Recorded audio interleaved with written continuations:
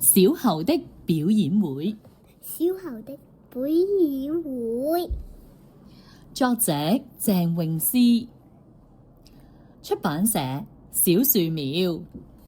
小猴耀耀最喜歡玩體操，可是他的身體胖胖的，很多體操動作對他來說也很吃力。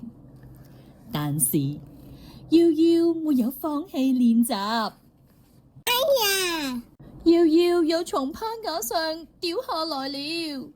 耀耀摸了摸跌得通紅的屁股，慢慢爬起來。不要咁，再試多一次吧。耀耀對自己說。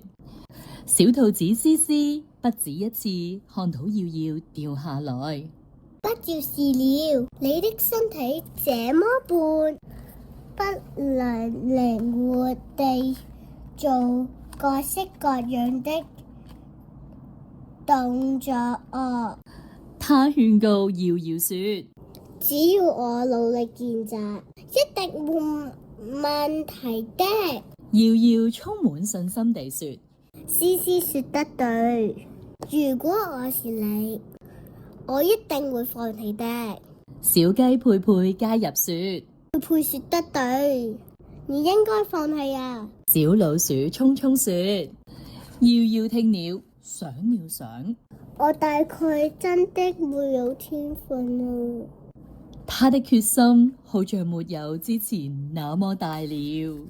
動物們的說話開始動搖了耀耀，大家你一言我一語，耀耀嘅信心受到打擊啦。多多想，要現在需要一啲鼓勵的話，不是你的話。多多法寶打氣招。魔法小狗多多決定使出法寶啦。佢從魔法箱中取出了一把香蕉，然後把打氣蕉分給大家。大家都吃了多多嘅打氣蕉。雖然你身體胖胖的，但只要努力練習，一定可以成功噶。思思說，如果我係你，一定唔會放棄噶。佩佩和應說，不要放棄啊。聰聰說，聽到鼓勵嘅說話，耀耀下決心要把動作做好。耀耀更加參加咗森林學校嘅表演會，佢希望其他動物都見到自己努力嘅成果。為咗呢一次表演會，耀耀每一日都好認真咁練習。表演會當日，耀耀自信滿滿咁出場啊！